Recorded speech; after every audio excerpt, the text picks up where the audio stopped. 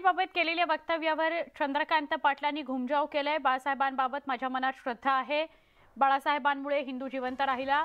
बाळासाहेबांच्या अपमानाचा विचारही मी करत नाही, केला नाही। मी बाळासाहेबांचा अनादर केलेला नाही। बाळासाहेबांप्रमाणे मातोश्रीबाबत मनात आदर आहे असं चंद्रकांत पाटील यांनी म्हटलंय। तर कोणा एका पक्षाने ढाचा पाडला नाही, बाबरीचा ढाचा हिंदूंनी पाडला असंही चंद्रकांत पाटील म्हणाले। बाबरी पाडली तेव्हा राऊत कुठे होते असा सवाल चंद्रकांत पाटलांनी केला।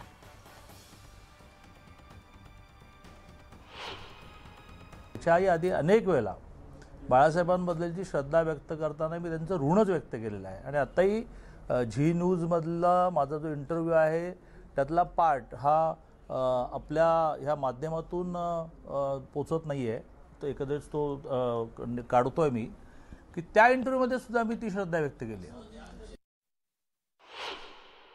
नाही, माझ्या वक्तव्याचा विपर्यास करण्याचं काम हे आज पहिल्यांदा झालं, नेहमी होतं आणि काळाच्या ओघामध्ये म्हणजे मुळात ती मुलाखत जे कुठलाही हेतू राजकीय हेतू मनात न ठेवता बघतात त्यांना तर त्याच्यात काही चुकीचं वाटत नाही।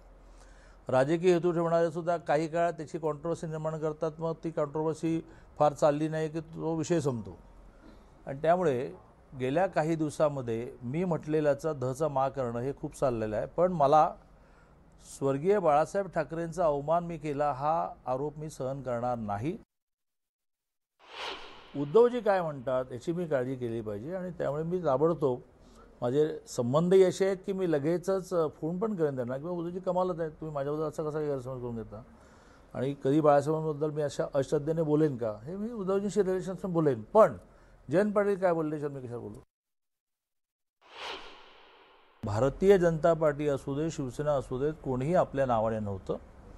त्या संघर्षामध्ये प्रत्येक माणूस हिंदू म्हणून होता आणि बॅनर असेल तर तो विश्व हिंदू परिषदेचा बॅनर होता आणि त्या बॅनरखाली 93चा ढाचा पडताना नाही तर सातत्याने 83 पासून संघर्ष चालला आणि अयोध्येकडे कूच करणं हे त्यावेळेला तिसऱ्यांदा होतं।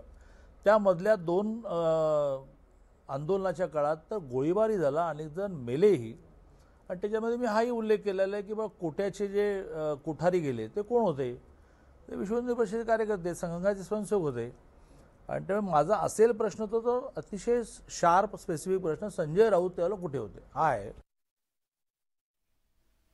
भाजप नेते चंद्रकांत पाटलांनी बाबरी मशीदच्या पाडकामावर केलेल्या वक्तव्यावरून सर्वत्र टीका झाल्यावर भाजप बॅकफूटवर आल्याचं पाहायला मिळतंय। चंद्रकांत पाटलांनी भूमिका ही वैयक्तिक स्वरूपाची मांडली असेल, त्यांनी केलेल्या वक्तव्याचा त्या भूमिकेचा पक्षाशी काही संबंध नाही असं भाजप प्रदेशाध्यक्ष चंद्रशेखर बावनकुळे म्हणाले। तर बाबरी पाडण्याच्या वेळी शिवसैनिक तिथे नव्हते असं म्हणणं चूक आहे असं चंद्रशेखर बावनकुळे म्हणाले। बाबरी मशीद पाडण्यात शिवसेना नाही तर विहिप आणि दुर्गा वाहिनीची महत्त्वाची भूमिका होती असं भाजपचे ज्येष्ठ नेते आणि उच्च तंत्र शिक्षण मंत्री चंद्रकांत पाटलांनी म्हटलं होतं। सर्व ही मस्जिद पडली पाहिजे, हे आमच्या रामाचं जन्मस्थान आहे असं मांडणाऱ्या हिंदूंनी ती पाडली। त्याला नेतृत्व हे विश्व हिंदू परिषदेची सब ऑर्गनायझेशन बजरंग दल आणि दुर्गा वाहिनी दिलं, हे जगात इतिहास माहिती आहे।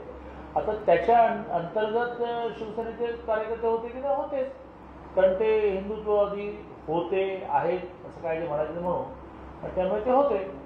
पण आम्ही सेना भवनमध्ये प्लॅन केला आणि मग आमच्या तुकड्या निघाल्या असं काही झालं नाही। आपण असं म्हणू शकत नाही की हिंदू हृदय सम्राट बाळासाहेब ठाकरेजी यांचा मोठा त्या आंदोलनाला समर्थन होतं, त्यांची मोठी भूमिका होती, त्यामुळे शिवसेना किंवा शिवसैनिक त्या ठिकाणी नव्हते असं म्हणणं काही योग्य होणार नाही। स्वर्गीय हिंदू हृदय सम्राट बाळासाहेब ठाकरे यांचीही मोठी भूमिका ही राम जन्मभूमीच्या आंदोलनामध्ये होती, त्यामुळे चंद्रकांत दादांचं ते व्यक्तिगत मत असेल पण पक्षाचं मत असं नाही आहे।